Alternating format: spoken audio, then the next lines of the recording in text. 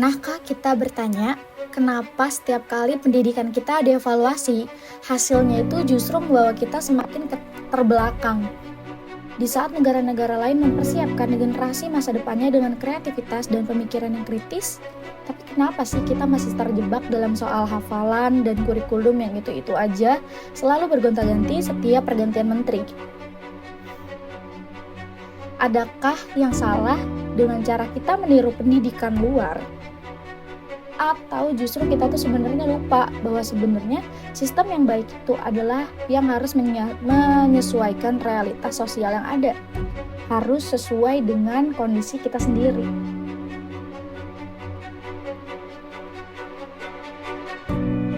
Ini bukan lagi sekedar soal angka, tapi ini tentang masa depan generasi kita yang terus berjalan maju atau justru terjebak dalam lingkaran yang itu-itu aja.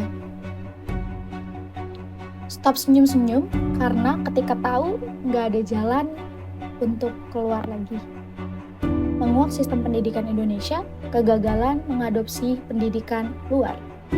Saya Intan Aulia Rahma sebagai pengamat pendidikan sosiologi Universitas Negeri Jakarta.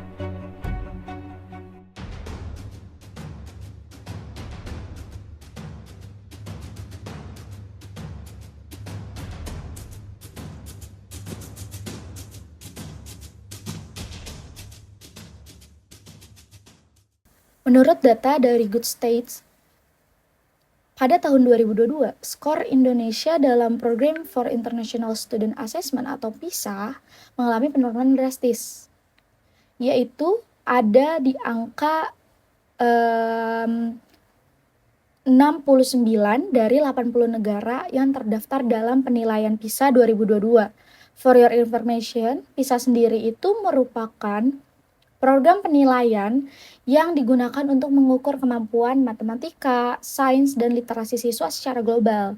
Untuk apa sebenarnya PISA ini? Nah, PISA ini tuh merupakan sistem di mana fokus utamanya itu untuk mengelola pembelajaran mandiri dengan perangkat digital gitu loh. Jadi kita bisa mengukur nih, oh tingkat pendidikan di negara kita tuh ternyata sekian dari hasil si PISA ini. Nah, PISA ini diadakan 3 tahun sekali, namun rencananya untuk 2025 nanti akan diambil data per 4 tahun sekali gitu loh. Jadi kita akan melakukan tes PISA lagi pada tahun besok 2025. Back to topic, Indonesia sendiri ini tuh berada di peringkat 69 dari 80 negara yang terdaftar dalam penilaian PISA 2022 oleh Organization for Economic Cooperation and Development atau OECD. Nah, grafik ini memperlihatkan posisi Indonesia dalam pemeringkatan PISA yang menempati ke-69 atau posisi ke-12 terbawah dalam daftar dengan total skor 1108. Posisi pertama sendiri itu ditempati oleh Singapura dengan skor 1679, disusul Cina, disusul lagi dengan Taiwan dan Jepang. Nah, kalau posisi skor PISA di Indonesia di ASEAN sendiri, itu tuh juga nggak jauh ya. Indonesia berada di peringkat ke-6 dari 8 negara ASEAN. Jadi kita bisa ngebayangin di sini betapa pendidikan di Indonesia itu masih sangat rendah. Tapi sebenarnya kenapa sih kita tuh malah jadi mengalami penurunan dibanding tahun-tahun sebelumnya gitu? Bukannya ini hal yang harus dievaluasi ya? Kenapa gitu kayak sulit banget bagi Indonesia untuk mengikuti jejak-jejak negara maju? Salah satu alasan utamanya akan kita bahas di analisis kali ini. Menurut saya sendiri, salah satu alasan utamanya itu adalah manajemen guru yang masih bermasalah, di mana dibuktikan oleh survei PISA menunjukkan 18% siswa bersekolah di lembaga dengan kekurangan tenaga pengajar dan 13%-nya itu diajar oleh guru yang kurang berkualitas. Jadi banyak guru-guru yang mengajar tidak sesuai dengan bidangnya. Ditambah kurikulum merdeka dan program inovasi lain itu udah diupayakan, tapi sepertinya kita masih belum mampu untuk menerapkan kurikulum merdeka ini. Karena pada dasarnya Nadiem Makarim, Menteri Pendidikan kita pada tahun lalu, eranya Jokowi, itu mengadopsi kurikulum merdeka dengan metode-metode yang hampir sama dengan pendidikan-pendidikan seperti di Jepang, di Finlandia, di Korea gitu loh, di Singapura.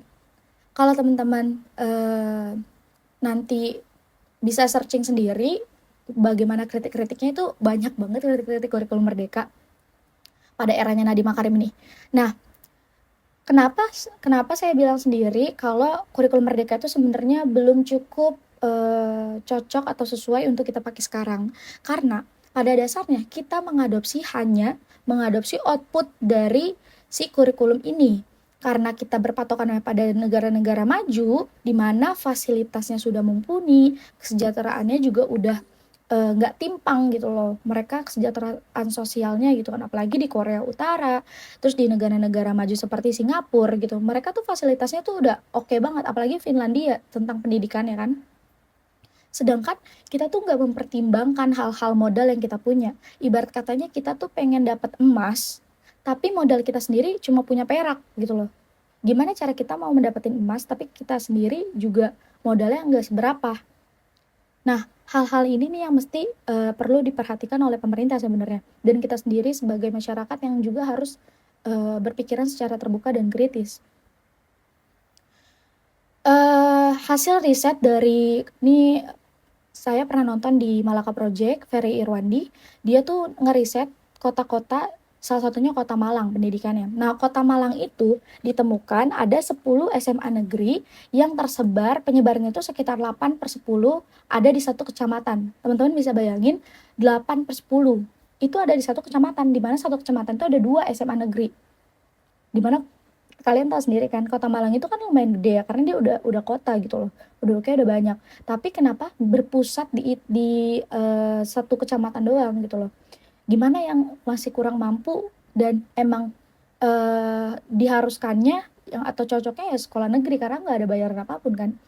Jadi mau nggak mau antara dua opsi doang, mereka harus berpergian jauh nih, untuk yang lumayan jauh ya, keluar dari kecamatannya mereka, atau mereka bersekolah di sekolah swasta dekat tempat tinggal mereka gitu loh. Nah, bahkan ada 2 kecamatan yang nggak punya loh SMA negeri. Kalau kita tarik ya dengan tata letak kota ini kan dikelola oleh pemerintah sebelum adanya sistem zonasi dong. Berarti hal ini tuh harus dipertanyakan nih, kenapa pemerintah melakukan sistem zonasi, mengadakan sistem zonasi, tapi mereka nggak mempertimbangkan hal itu.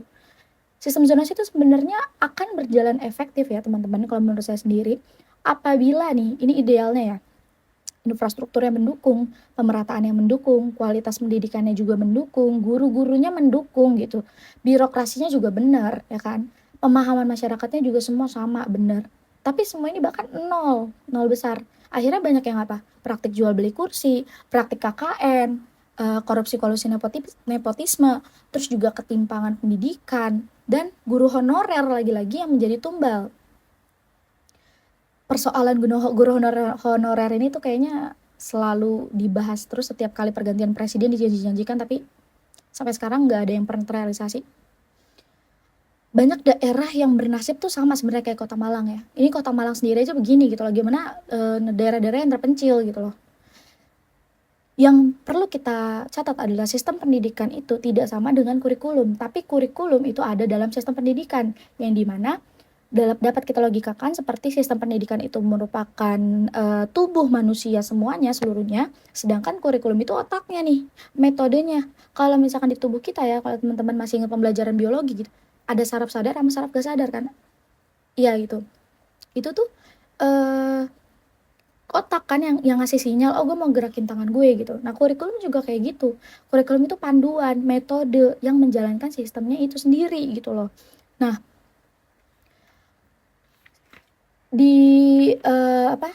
saya juga sempat beberapa kali menanyakan langsung ke anak-anak SMA negeri yang ada di Jakarta gitu, salah satunya SMA negeri 50, SMA negeri 71 gitu. Mereka bilang kalau misalkan sistem kurikulum merdeka itu bener-bener bebas banget, Kak. Sebenarnya kurikulum merdeka itu kan memang ada pembelajaran 5P kan, berbasis Pancasila gitu loh. Tapi 5P yang mereka maksud justru presentasi, presentasi, presentasi, presentasi, dan presentasi gitu loh. Jadi semuanya itu dibebankan oleh presentasi dan orientasinya kepada murid. Memang tidak sepenuhnya salah untuk pembelajaran yang kita udah mulai maju nih, karena bukan cuma guru yang ceramah di kelas, tapi murid-murid juga dibebaskan untuk belajar dan menjelaskan apa yang mereka pahami. Sayangnya kita hidup di mana teknologi itu berkembangnya sangat dahsyat ya, sangat besar sekali dampaknya. Tapi kita sendiri belum siap menghadapi kemajuan teknologi itu sendiri. Contohnya, mereka sering mengeluh atau ini saya dapati sendiri sumbernya dari kakak tingkat saya yang lagi PKM. Waktu itu dia pernah bilang, dia lagi ngawas ujian, dan pada saat itu dia melihat muridnya mencontek plek tulisannya dari ChatGPT. Dan pada saat itu dia menilainya dan memberi catatan untuk pintar-pintar dalam menggunakan ChatGPT. Nah, hal ini kan menjadi concern ya sebenarnya di masalah presentasi tadi. Kemudian kemajuan teknologinya bikin anak-anak tuh, menurut saya ya, kurikulum sekarang itu bikin generasi itu jadi manja gitu loh. Mereka tuh karena terlalu banyak pilihan yang mereka hadapi, mereka tuh jadi bingung, mereka tuh jadi ambigu, apa yang harus diambil. Padahal masa-masa perkembangan mereka tuh perlu dibimbing gitu menurut saya sendiri. Dan ditambah lagi penjurusan minat gitu kan, itu tuh nggak semua siswa udah pada tahu, udah pada mengenal dirinya sendiri, minatnya itu udah mau kemana gitu loh. Jangankan anak SMA gitu loh, bahkan anak yang udah kuliah pun ternyata masih merasa salah jurusan gitu kan. Ini tuh yang perlu dikaji lagi dan perlu diperhatikan lagi. Balik lagi ke kurikulum, kalau kita bahas tadi kurikulum Finlandia gitu kan, itu kan kalau kita lihat memang sangat sejahtera ya, dia kualitas gurunya itu bahkan untuk SD aja memang harus S2 gitu, harus minimal banget tuh S2 gitu, dimana kuliah S2 aja juga memakan biaya yang tidak sedikit kan. Pastinya output yang dikeluarkan juga sejahtera gitu, gajinya nggak bercanda, nggak kayak di Indonesia yang kerjanya serius tapi gajinya bercanda gitu. Apalagi guru di Indonesia tuh masih dianggap sebelah mata gitu, masih ada embel-embel pahlawan tanpa tanda jasa. Enggak kayak gitu menurutku konsepnya. Dan semua di Finlandia itu responsibility-nya terhadap pendidikan itu tuh udah ada dari keluarga gitu loh. Oke. Jadi sebenarnya yang mesti kita garis bawahi gitu, kenapa sih sistem pendidikan Indonesia itu seperti ini gitu. Bahkan ya dalam sisi guru sekalipun, ini kebetulan saya juga dekat dengan salah satu guru SMA yang memang sudah mengajar lebih dari 5 tahun gitu, dimana pada saat dia menjadi guru, dia tuh udah menghadapi perkembangan yang begitu luar biasa gitu kan, udah mulai banyak AI segala macam. Nah sebenarnya guru tuh seringkali kesulitan menerapkan metode belajar yang fokus pada critical thinking yang menjadi standar negara maju. Akibatnya apa? Siswa Indonesia belum terbiasa dengan pola belajar analisis seperti itu, membedakan fakta dan opini yang diujikan dalam PISA gitu. Meskipun kita sudah berusaha, tapi ada baiknya kita juga melihat realitas bertahap gitu. Kalau di negara lain tuh, aduh saya lupa, nanti saya tulis di bawah, itu tuh dia tuh menerapkan kurikulumnya setiap mau ganti kurikulum baru, itu tuh dari SD. Oh, dicoba dulu nih dari SD, oh ternyata berdampak, baru dia nanti di kurikulum ini nanti dipakai di kelas 2, nanti dipakai lagi di kelas 3, bertahap seperti itu dan selalu mengalami evaluasi. Kalau di Indonesia brek langsung ganti semua jenjangnya gitu loh kurikulumnya. Nah, ini tuh yang mesti kita ini kan kaji lagi gitu loh. Nah, ditambah lagi ya dari perkembangan teknologi yang sangat cepat ini dan masyarakat yang belum mampu, yang belum siap untuk menghadapi perkembangan teknologi ini, seringkali murid-murid di SMA, di SMP gitu, pada saat presentasi mereka tuh sebenarnya 8 dari 10 ya, nggak semua sih. 8 dari 10 itu tuh nggak paham sama apa yang mereka ucapkan. Dan gurunya juga yang ngerasa kayak, oh ya udah biarin aja gitu loh. Yang penting mereka udah menerapkan pembelajaran gitu. Padahal esensinya kan bukan seperti itu. Presentasi itu adalah pemaparan poin-poin apa yang mereka mengerti gitu loh, bukannya mengcopy paste dari si ChatGPT terus langsung ditempel di PowerPoint, boro-boro memahami, membaca aja enggak gitu. Mereka kalau menjawab pertanyaan dari teman-teman pun juga nge-searching dari Google dan dibacakan pada saat itu gitu. Jadi di mana esensi merdeka belajar di sini gitu loh. Sebelum merdeka aja sulit, masa setelah merdeka juga makin kayak gini gitu kan. Nah, kalau kita tarik dengan semangat untuk menuju Indonesia Emas 2024, gimana gitu loh. Modalnya aja masih kayak gini. Karena ya, kita tuh di Indonesia itu mengalami perlambatan potential growth, di mana hal ini dipengaruhi oleh intelektual masyarakat secara kognitifnya gitu loh. Sejak era COVID-19 ya, generasi muda itu sebenarnya mengalami penurunan kecerdasan. Padahal pada tahun sekarang ini tuh kita sedang mengalami bonus demografi gitu kan, dimana anak-anak muda atau usia-usia produktifnya itu lebih banyak daripada usia-usia non produktif gitu loh. Tapi yang jadi masalahnya itu adalah bukan yang jadi masalahnya itu tuh bukan dari eksternal, melainkan dari internal kita sendiri. Pada dasarnya musuh kita itu bukanlah orang bodoh, tapi kebodohan itu sendirilah musuh kita. Dari praktik-praktik pembelajaran yang dimana presentasi seperti hanya membaca gitu dan lain sebagainya yang sudah saya sebutkan di awal, itu tuh nantinya akan berdampak kepada tes gitu kan. Mereka nanti kurang mengerti pembelajarannya, mereka jadi nggak bisa menjawab, atau bahkan yang paling parah mereka bergantung loh sama teknologi gitulah. Bukan cuma terjadi di murid-murid SMA, SMP aja teman-teman, dari yang saya riset ya, dari yang saya temui beberapa kali, tapi juga di mahasiswa sendiri gitu loh. Mahasiswa di kampus-kampus itu, khususnya kampus saya sendiri yang saya perhatikan, itu seringkali presentasi pun juga masih seperti presentasi pada anak-anak atau murid-murid SMA gitu loh. Kenapa saya bisa bilang kayak gitu? Karena PowerPoint pada sejatinya adalah mempresentasikan, memaparkan hasil pemikiran mereka, hasil riset mereka, data yang mereka dapat dan lain sebagainya, bukan memaparkan bacaan yang sepenuhnya itu ada dalam satu slide gitu misalkan. Dan itu cuma mereka tuh mengcopy paste dari makalah misalkan kayak gitu. Dan yang lebih parahnya lagi, ketika sesi tanya jawabnya, mereka tuh dari malamnya memasang gimmick gitu loh, ngehubungin temannya untuk bertanya agar mendapat nilai gitu. Ujung-ujungnya patokannya hanya nilai gitu. Padahal kita seharusnya kalau menjadi generasi muda gitu, jangan mau jadi perasan jeruk tapi perasan jeruk dari perasa jeruk, tapi jadilah perasan jeruk asli. Udah cukup jadi ngalor gitu ya pembahasannya. Tapi ini sebenarnya yang menjadi tantangan kita gitu loh.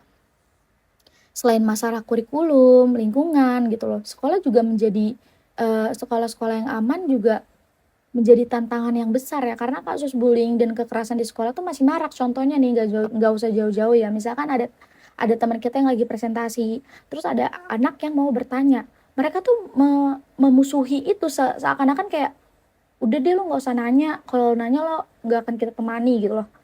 Itu tuh kelihatan banget, dan ini tuh dialami oleh beberapa teman-teman saya dulu gitu kan. Dan di sini tuh udah masuk ke dalam bullying sih, dan kurang mendapatkan perhatian serius sebenarnya dari stakeholder pendidikan. Di sisi lain, alokasi dana pendidikan meskipun besar ya pada tahunnya Pak Jokowi gitu, 20% APBN, tapi ternyata belum dioptimalkan untuk hal-hal esensial seperti ini. Peningkatan kompetisi guru dan keamanan sekolah. Nah, kembali ngomong-ngomong tentang bullying yang marak terjadi gitu. Untuk contoh kecilnya seperti bertanya pada saat temannya presentasi gitu kan. Itu tuh sebenarnya adalah contoh dari feodalisme, karena feodalisme di Indonesia di kita tuh masih kuat ya. Jadi gini, bagaimana sih sebenarnya sistem pendidikan Indonesia itu jadi jauh lebih baik gitu? Gimana sih caranya? Menurut Rocky Gerung itu tuh harus ada satu focal point, di mana contohnya Prancis punya paradigma pendidikannya adalah solidarity, makanya dia kesejahteraan manusia lebih fokusnya pada pendidikannya itu. Kemudian karena si Prancis ini tuh berbasis pada egalita, fraternité dan liberté gitu loh. Kemudian Amerika Amerika ini tuh filosofisnya adalah kebebasan. Jadi dia memanusiakan, terus kesetaraan manusia gitu loh. Nah, Indonesia ini sebenarnya berupaya, tapi kita tuh masih gugup gitu loh karena jejak si feodalisme ini yang masih belum selesai ketika kemerdekaan diucapkan. Jadi itu masih masih terjejak gitu, masih nempel gitu. Ibaratnya kayak udah mendarah daging gitu. Jadi untuk membantah pun kayaknya rasanya takut gitu loh. Bahkan banyak ya kalau misalkan kita lihat dari pemikirannya Marx and Education punyanya John Onion, itu tuh dia memaparkan hasil risetnya dari memaparkan hasil risetnya gitu, menganalisis bahwasannya ada pembagian kelas dalam sistem sekolah gitu kan, dimana sistem sekolah dengan kelas pekerja itu tuh beda treatmentnya dengan sistem sistem sekolah kelas elit elit global gitu atau elit profesional gitu tuh beda semuanya. Misalkan kalau sekolah dengan kelas pekerja itu tuh lebih ditekankan metode dari gurunya untuk mendengarkan saja gitu tanpa mengkritisi apa yang diucapkan oleh gurunya, apa yang disampaikan oleh gurunya. Tapi sedangkan sekolah dengan kelas elit gitu, itu tuh beda banget treatmentnya, yaitu dengan metode menganalisis, membiarkan anak itu mencoba problem solving gitu, mencari problem solving dari masalah, analisis berbasis project segala macam. Sedang ini kan benar-benar timpang banget kan, yang akhirnya nanti sekolah dengan isinya kelas pekerja menimbulkan orang-orang yang memang ditaruhnya nanti tuh untuk di masyarakat ya menjadi pekerja aja gitu. Nah, dari yang kita bahas semuanya itu merupakan itu kenapa sistem pendidikan Indonesia kita itu gagal mengadopsi pendidikan dari luar. Oke, izinkan saya untuk merangkum pembahasan kita pada saat ini gitu, pada dari awal tadi gitu. Jadi gini teman-teman, sistem pendidikan Indonesia itu kenapa gagal mengadopsi sistem pendidikan dari luar seperti Finlandia, Jepang, Korea, Cina gitu. Karena kita belum mampu untuk menggunakan itu, karena kita cuma mengadopsi output dari sistem pendidikan luarnya, yaitu menciptakan SDM yang unggul. Tapi modal kita itu belum mumpuni untuk menjalankan kurikulum atau sistem pendidikan seperti itu gitu. Jadi ini merupakan hal-hal yang perlu diperhatikan karena saya perhatikan, saya amati murid-murid sekarang tuh kehilangan motivasi kompetitifnya gitu loh. Jadi mereka tuh seolah-olah kayak ngerasa ngapain belajar capek-capek selagi rumah kita tuh deket dengan sekolah. Bahkan ada anak yang dilemparkan namanya di kartu keluarga orang agar pendidikannya tuh bisa lebih gampang gitu. Kan ini kan sedih gitu loh kalau dilihat-lihat. Cukup sekian pembahasan dari saya sendiri, Intan Aulia Rahma sebagai pengamat sosial. Sampai jumpa di pembahasan-pembahasan selanjutnya yang lebih menarik.